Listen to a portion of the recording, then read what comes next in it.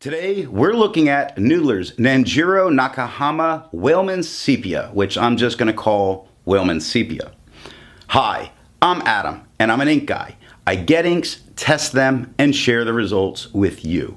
Now, Whalemans Sepia is a brown ink.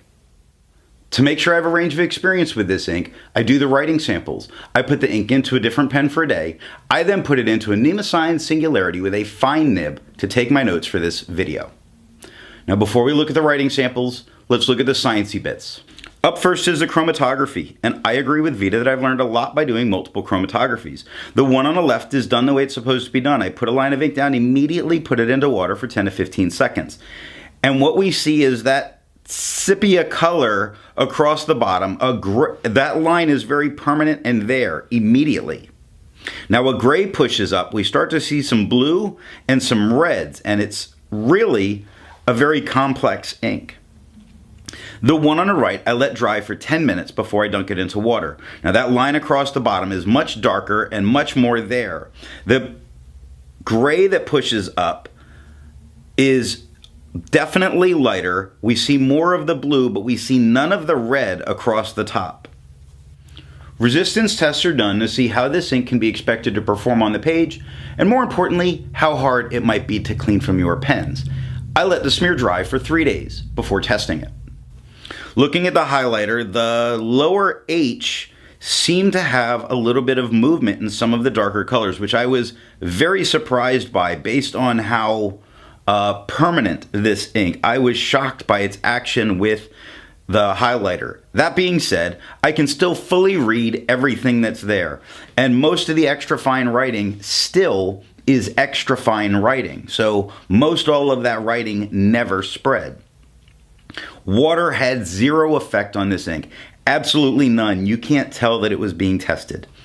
The same can be said for flush. It had absolutely no effect on this ink whatsoever. Now, bleach, which this is one of the characteristics of this ink, when I applied bleach, the red that we saw in the chromatography is what was left behind.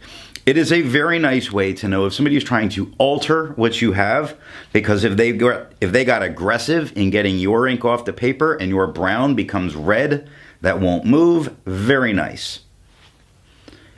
With this, I'm going to say I have had some staining in some of my pens with this ink. Now, that doesn't stop me from using it. It just means I'm conscious of what pen I put this ink into. For the inks I've tested, I have found an average viscosity of 2.5, with the realm of normal being from 2.1 to 2.9.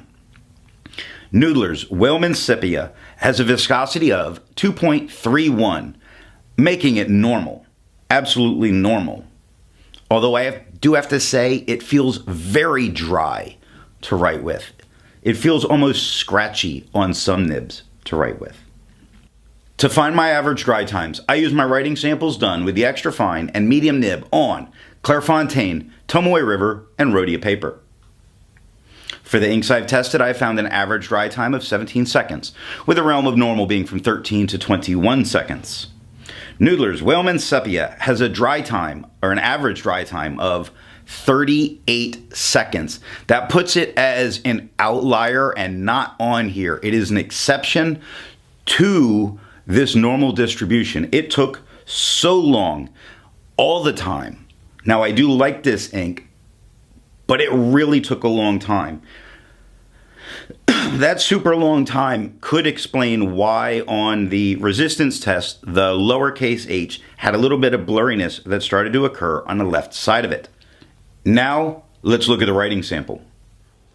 I picked this ink up in bottle form, and it started as a sepia that I didn't care for, which over time I've really come to appreciate. I've used about half this bottle. You can't see because it's been moving, but my ink level is actually right here when the bottle sits level. I have enjoyed this ink a lot.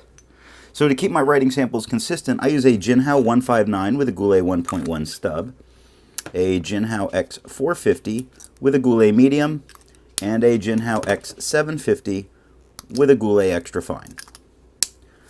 Let's take a look at Clairefontaine. We have no bleeding, no ghosting. The 1.1 has no feather spread, halo, sheen, shade, nothing. And it's a super dark brown.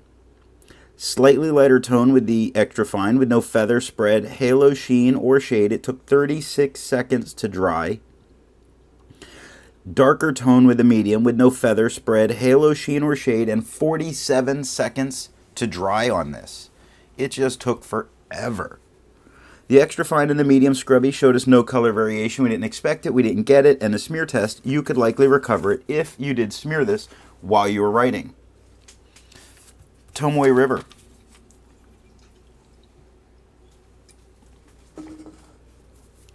Tomoe River gives us no bleeding, no ghosting. I'm sorry, little ghosting. It's actually not real bad here. I'm saying no ghosting. Tomoe River, this is very little on it.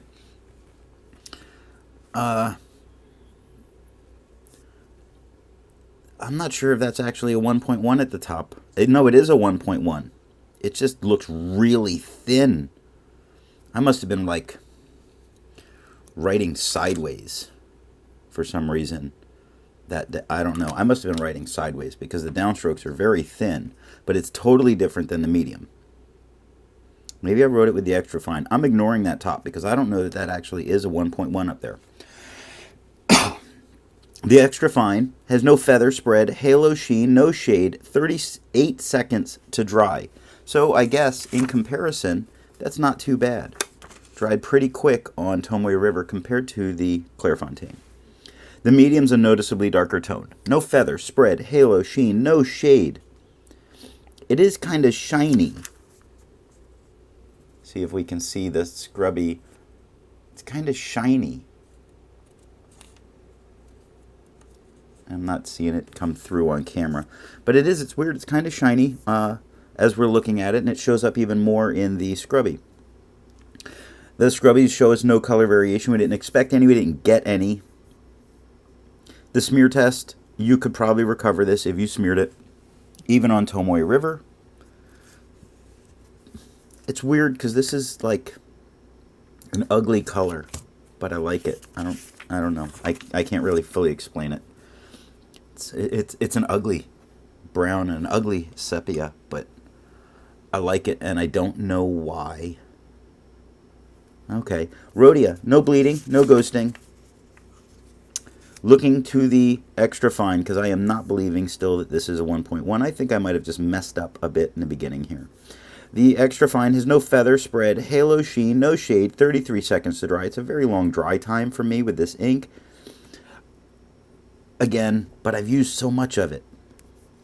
The medium, noticeably darker tone, no feather spread, halo, sheen, no shade, 35 seconds to dry. The scrubby for both the extra fine and the medium show us no color variation. We didn't expect it, we didn't get it. The smear test, you could likely recover it if you did smear while you were writing. So this is Northbook's paper. We have no bleeding, really no ghosting, very minor. You can kind of see that there's writing on the other side. That's not a big deal. I'm ignoring that top because I think I just totally messed up the top with the 1.1. I think I might have missed that for some reason.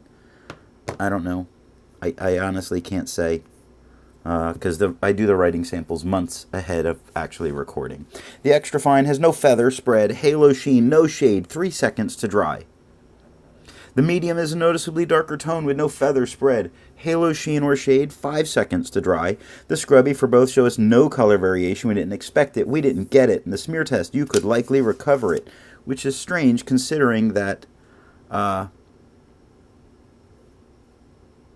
it takes so long to dry. Field notes. Yeah, field notes paper. We have no bleeding. No ghosting.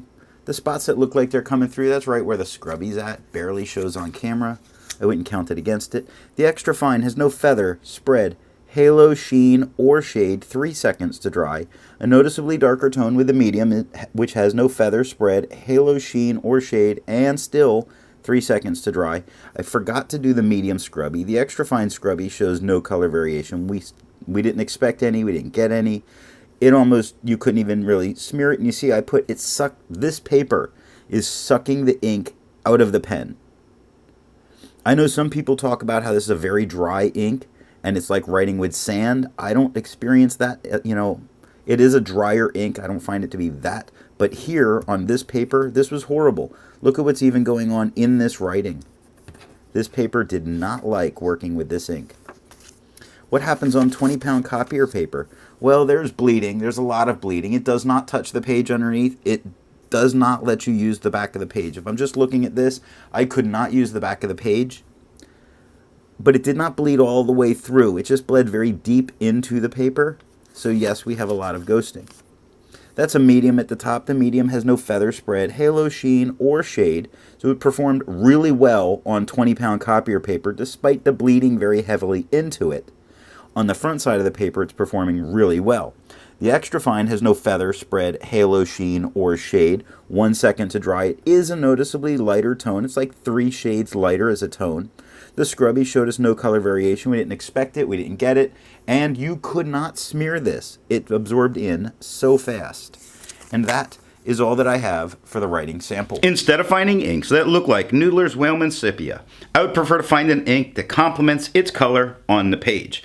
Now, Whalemans Sepia is a very dark brown ink. We needed something brighter to help bring some more life into that page because something too dark could be a problem. I chose Birmingham Pen Company's Point Park Fountain Turquoise because this is a great dusty turquoise that really stands out with this brown.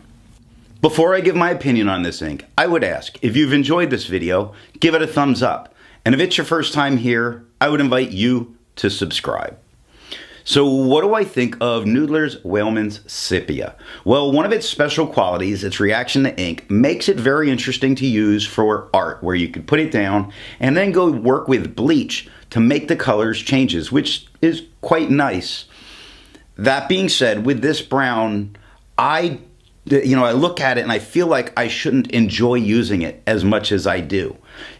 As I said, it feels kind of scratchy under the nib compared to other inks. But I really like this ink. I've used so much of it from that bottle, and every time I use it in one of the pens that I'm perfectly good with using it in, again, I've seen some staining, so don't use this in your most expensive pens. But I can't help but really like this ink.